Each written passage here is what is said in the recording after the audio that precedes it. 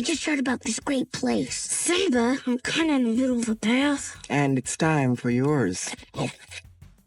I was 5 years old when I first watched The Lion King, and like most kids, I never questioned why Simba was automatically the heir to Pride Rock. It wasn't until I rewatched it as an adult that I noticed something strange. Nala possessed all the qualities that make a great leader, while Simba struggled with responsibility. What if those overlooked traits had been the foundation for a revolutionary reign? What if Mufasa had recognized Nala's superior leadership abilities? This alternate timeline I'm about to share isn't just speculation, it's built on careful analysis of every scene showing Nala's abilities throughout the franchise, creating a plausible world where one changed decision restructures everything we thought we knew about this classic story. What if I told you the entire Lion King story hinges on one simple assumption that we never questioned as kids? The idea that male lions should automatically rule. In nature, lionesses do most of the hunting and maintain the pride's social structure, while male lions primarily defend territory. But in the Pride Lands, tradition dictated that Mufasa's son would inherit the throne regardless of ability. What if Mufasa had noticed something that changed everything? Picture this scenario. As the sun sets over Pride Rock, Mufasa watches young Nala and Simba playing in the grasslands. But this isn't casual observation. He's evaluating their potential as future leaders. And what he sees troubles him. While Simba boasts about being king, Nala demonstrates actual leadership qualities. During their beetle hunting game, Mufasa observes a striking difference. Simba pounces wildly, celebrating small victories with dramatic flair, while Nala studies her prey's movements, positions herself strategically, and executes with precision. She maintains focus while Simba chases butterflies and admires his reflection. This moment, like a sudden parting of storm clouds over the savannah, illuminates a truth Mufasa can no longer ignore. The elephant graveyard incident confirms his concerns. Zazu's report reveals that Nala tried preventing the dangerous journey altogether. That's the elephant graveyard. We could get in big trouble, she had warned. But Simba pushed forward anyway. While Simba challenged the hyenas with his "I'm the future king" attitude, Nala assessed escape routes and created a diversion that bought them precious seconds. These observations plant a seed of doubt in Mufasa's mind. Could the Pride Land's future be better served by someone other than his son? This question becomes his private burden, one he doesn't dare share. Not even with Sarabi, Mufasa begins testing both cubs. When asked about handling territorial disputes, Simba suggests showing force and fighting like dad would. Nala proposes investigating why neighbors are encroaching, drought, prey shortage, and negotiating shared hunting grounds during difficult seasons. Settling waterhole disputes reveals more differences. Simba makes snap judgments based on who complains loudest. Nala listens to all sides, identifies compromises, and considers the entire ecosystem. The turning point comes during a mock hunt. Simba positions himself front and center, gives contradictory instructions, then abandons the plan to chase a butterfly. Nala organizes her group methodically, assigning positions based on strengths, communicating clearly, and adapting when prey changes direction. Her group moves as one cohesive unit. Mufasa now faces an impossible dilemma. Breaking tradition would cause unprecedented upheaval, but ignoring Nala's superior leadership feels like betraying his duty to the Pride Lands. For weeks, Mufasa consults secretly with Rafiki about ancient laws. The Wise Men drill reveals something surprising. Nowhere does Pride Lands law explicitly state that only male heirs can rule. This tradition evolved from practice, not principle. This revelation about Pride Land's law gave Mufasa the technical permission he needed, but there was still one lion whose opinion mattered more than any ancient scroll: Sarabi, Simba's mother, and queen of the Pride Lands. When Mufasa finally shared his decision with her, the conversation didn't go as he hoped. Sarabi's eyes widened in disbelief, her body tensed, and she paced the royal den with growing agitation. "How could you do this to our son?" she demanded, her voice trembling with a mixture of anger and confusion. "For generations, the son of the king has become the next ruler. It's our way. It's always been our way." The announcement created the first real rift in their otherwise harmonious relationship. Sarabi stalked the perimeter of Pride Rock, her claws scraping against stone, tail lashing with each turn as she struggled between her roles as queen and mother. It's about loving the Pride Lands enough to give them the best possible future, Mufasa explained, but Sarabi couldn't separate duty from maternal love. When Simba pranced around singing, "I just can't wait to be king," her heart fractured a little more. One evening after a heated argument, Sarabi found herself watching the young lionesses training at dusk. Nala moved with the hunting party, communicating with subtle ear movements and tail flicks. When a younger cub missed her position, Nala didn't ridicule her, but quietly demonstrated the proper technique again. After successfully cornering their target, Nala ensured the youngest members ate first before taking her share. Sarabi watched, her amber eyes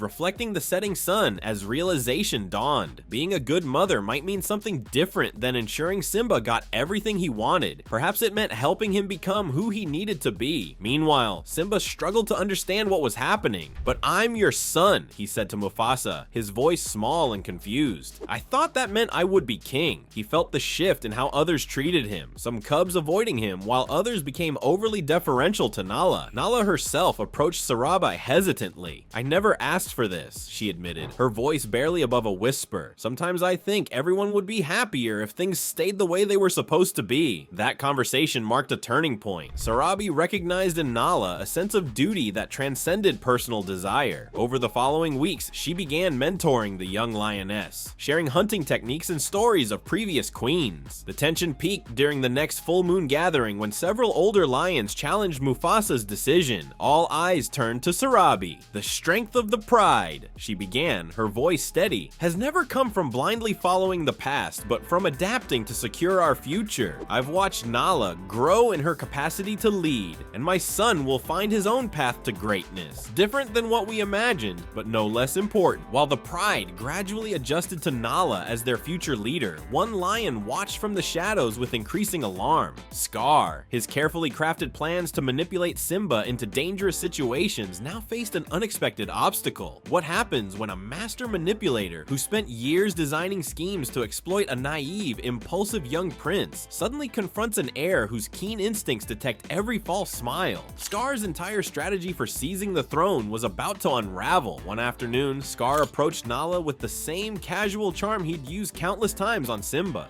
"My dear Nala," he purred, his eyes narrowing slightly, "I've discovered something absolutely fascinating beyond the Western Ridge. Perhaps you'd like to see it, just the two of us." But where Simba would have eagerly followed his uncle without question, Nala tilted her head and studied Scar's face. "That's strange," she replied, "because I overheard Zazu telling Mufasa that the Western Ridge had hyena tracks all over it this morning." Scar's whiskers twitched. His first attempt failed spectacularly. Nala's mind was a fortress Scar couldn't breach. When he offered special leadership training, she reported it to Mufasa. When he planted seeds of doubt about her abilities, she calmly asked for specific examples to improve upon. His tactics crumbled. Each failure cracked his carefully maintained facade, revealing glimpses of the seething rage underneath. The hyenas complicated matters further. A female heir, the one who nearly outran all three of us in the elephant graveyard. Banzai complained during a secret meeting. Shenzi was more direct. "We've watched her hunt, Scar. She doesn't miss. Maybe we should reconsider this arrangement." The hyenas feared Nala in ways they never would have respected Simba. Desperate, Scar tried turning Simba against Nala. "It must be difficult," he whispered, seeing everyone focus on her now. "After all, you were born to be king." But instead of breeding resentment, their friendship deepened, with Simba finding purpose in supporting rather than competing with her. The lionesses noticed Scar's behavior too.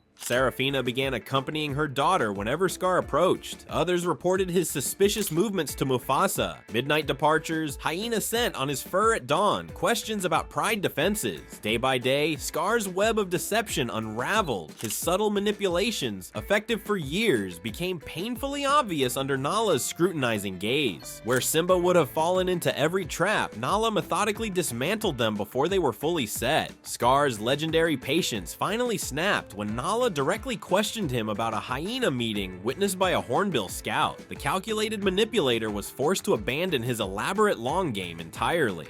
Forced into a corner, Scar abandoned his web of subtle manipulations and revealed the predator beneath the mask. But what makes a true tactical genius is preparing for threats long before others even sense danger. While Simba would have waited for Scar to strike first, Nala's approach demonstrated why her leadership style would revolutionize the Pride Lands entirely. When the signs of impending conflict became unmistakable, Nala sought out Rafiki under his ancient baobab tree. Through his vast network, she gathered critical intelligence. Birds reported growing hyena gatherings, while meerkats spotted unusual hunting patterns suggesting they were storing food rather than consuming it immediately. She brilliantly countered by spreading carefully crafted misinformation where Scar could overhear, mentioning unguarded eastern borders during the full moon ceremony, while secretly reinforcing western approaches and preparing escape routes for the cubs. This false information became a weapon more powerful than claws or teeth. Beyond Pride Rock, Nala embarked on diplomatic missions previous rulers never considered. Approaching the Riverside Pride, traditional rivals controlling the northern watershed, where male lions might have exchanged roars and threats, she proposed a mutual defense pact. These unprecedented alliances created a network that would make Scar's numerical advantage with the hyenas meaningless. What truly distinguished Nala's strategy was transforming her hunting expertise into battlefield tactics. A lioness understands successful hunting isn't about strength, it's positioning, timing, and psychology. She stationed smaller, faster animals as warning systems around Pride Rock, identified choke points where hyena forces would need to funnel through narrow passages, and created false targets, making it appear food stores and cubs were in one location while secretly relocating them elsewhere. As hyena activity intensified at the borders, Nala faced her hardest decision. Looking across the savannah one evening, she realized this moment would define her not as just a hunter, but as a protector. She chose a middle path, gradually increasing security while deliberately leaving small gaps in their defenses that would appear tempting to Scar, but actually lead his forces into prepared ambush points. When Scar finally made his move during the seasonal migration, expecting to catch the Pride vulnerable, he instead walked into a trap years in the making. Hyenas charging through the seemingly unguarded southern ravine found themselves cut off by strategically positioned boulders released by Hornbill allies, while those attacking from the east discovered the main Pride wasn't there at all. Nala had evacuated them days earlier. As the dust settled from Nala's tactical victory, something unexpected stirred in her mind, a question no Pride Lands ruler had seriously considered before. What if hyenas weren't simply mindless enemies to be defeated, but desperate survivors driven to conflict by starvation? Looking into Shenzi's eyes during the battle, Nala had glimpsed something beyond mere malice, intelligence mixed with desperation. While the Pride celebrated their victory, Nala slipped away under moonlight to the elephant graveyard where Shenzi and her remaining followers had retreated. The eerie quiet enveloped her, nothing but the hiss of distant geysers and the crunch of bones beneath her paws. This wasn't a hunt, but something far more dangerous, a peace mission.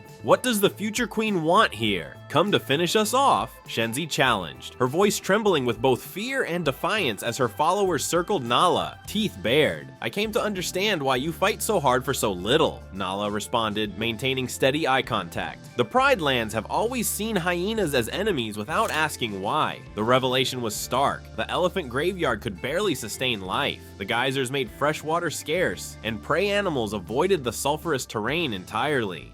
Scar promised us food, hunting rights, a place at the table, Shenzi explained, her usual mockery replaced by vulnerability. Our pups were starving. This understanding transformed Nala's approach. She developed a resource-sharing proposal, like trying to redirect a river that had flowed one way for generations. Dangerous, but potentially life-giving. You want to feed the enemy, Zazu squawked when Nala outlined her plan. They raid our lands because they're starving, Nala countered. Breaking the cycle means addressing why they fight us in the first place. Among the hyenas, the proposal created immediate division. Scar's loyalists saw it as weakness, but others recognized a sustainable solution instead of empty promises. The greatest challenge came when Nala revealed her unauthorized negotiations to Mufasa. The king's disapproving roar echoed through Pride Rock. You've been meeting with hyenas in secret? The same creatures who nearly killed you as a cub. Nala stood firm. I've been ending a war that's plagued the Pride Lands for generations. questions. No king has ever bothered to learn why they raid our land. Their heated debate lasted through the night, with Nala arguing that true security wouldn't come from stronger borders, but from removing the motivation to cross them. By morning, a fragile agreement emerged, a trial period for the resource-sharing plan. When word reached the Hyena clan, nearly half of Shenzi's followers abandoned Scar's cause, shifting the entire balance of power in the Pride Lands before the final confrontation had even begun. So what would the Pride Lands look like if we followed this alternate timeline to its conclusion? The ecological collapse that defined Scar's reign would never have materialized. Instead, we'd see a thriving kingdom balanced through Nala's revolutionary resource-sharing approach. But this story forces us to confront our unquestioned assumptions about leadership itself. Nala's intelligence, perception, and diplomatic skills were apparent from cubhood, but tradition blinded everyone to the obvious. The Pride Lands would have prospered sooner had merit trumped birthright.